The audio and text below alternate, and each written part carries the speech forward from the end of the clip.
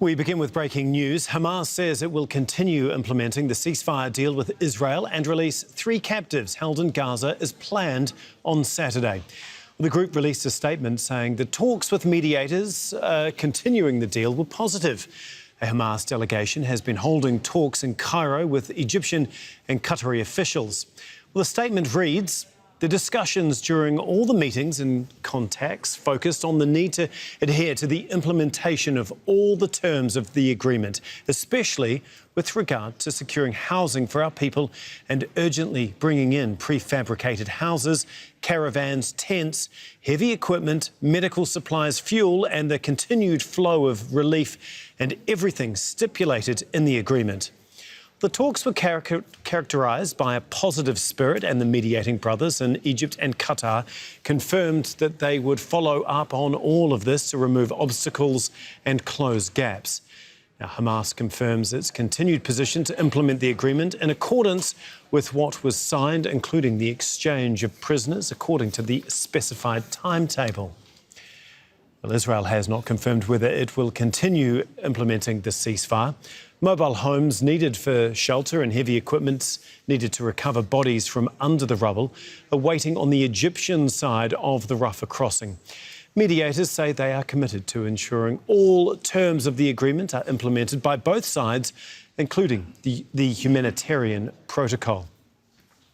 Well, we're going to go to Tareq Azzoum, who's in Rafah in southern Gaza, in just a moment. But first, we're going to talk to Nour, who's in Amman. She's there because the Israeli government, as well as the Palestinian Authority, have banned Al Jazeera from reporting from both Israel as well as the occupied West Bank.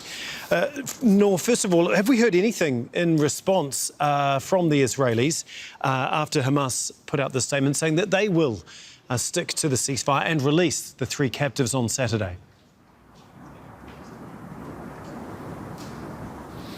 Well, Tom, even before the announcement by Hamas, there were estimates from intelligence sources and Israeli media that Hamas was really interested in going ahead with the ceasefire agreement, and that really Netanyahu did everything he could to kind of pull them away from that by provoking Hamas, by not implementing the agreement while Hamas stuck to the agreement. These are Israeli media reports.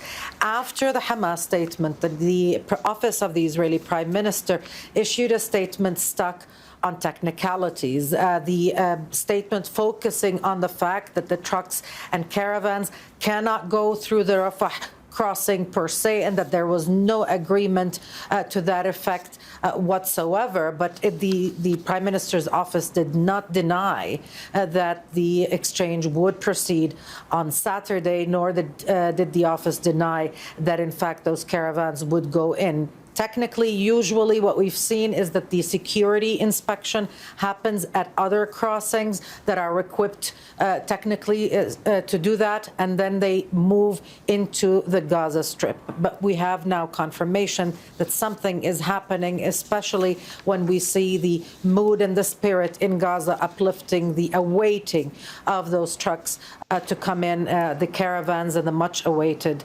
humanitarian aid that has been held back by Israel on orders of the Israeli cabinet since the beginning of the ceasefire. And Nour, could you just explain to us the normal protocol of entry of aid getting into the Gaza Strip? Obviously, it needs to be checked by Israeli forces, doesn't it?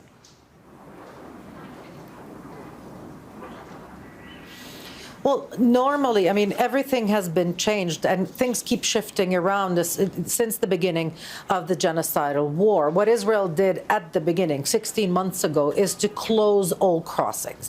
And then slowly it began to identify certain crossings between Gaza and Israel proper as the points of entry for goods and humanitarian assistance. So if they're coming from the southern part of Gaza through the Egyptian side of the border, the trucks gather at Rafah, and then they go to the Karm Abu Salim, to Kerem, or known as Kerem Shalom crossing.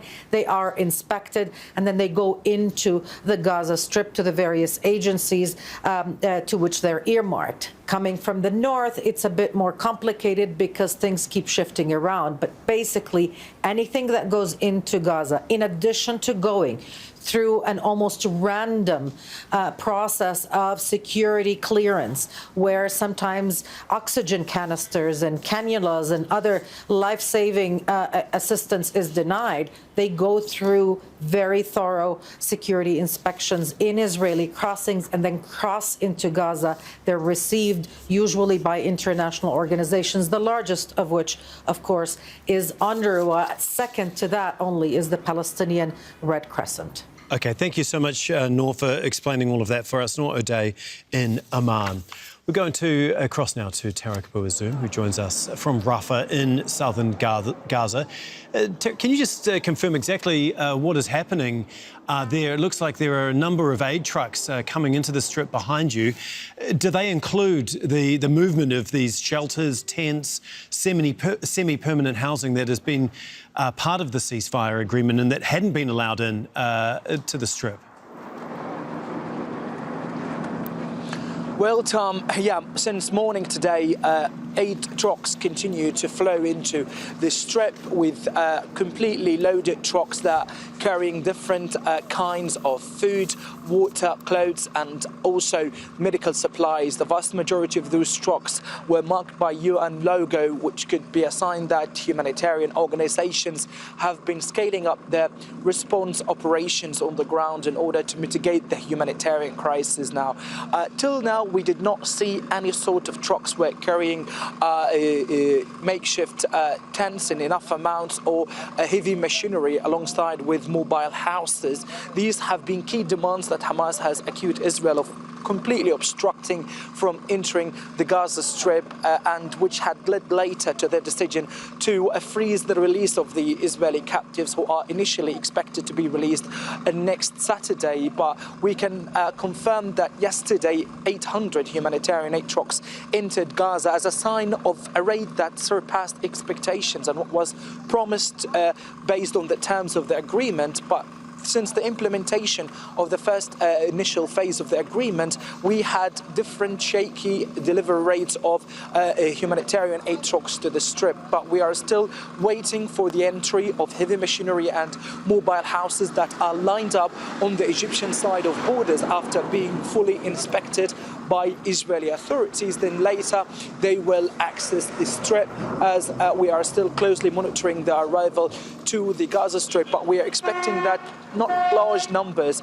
of those complete mobile houses will be allowed to access Gaza. We are talking about dozens of them will enter the strip, and while the Gaza Strip is still in a very desperate need for at least 200,000 mobile houses in order to accommodate thousands of Palestinians who have lost their houses and now struggling to cope with the very deteriorating humanitarian crisis in the entire Gaza Strip, Tom. Yeah, Tareq, can you just tell us a little bit more about that, the conditions that Palestinians there face and the desperate need that, especially now that winter is in full flow, of actually getting proper shelter as well as warm clothes into the Strip?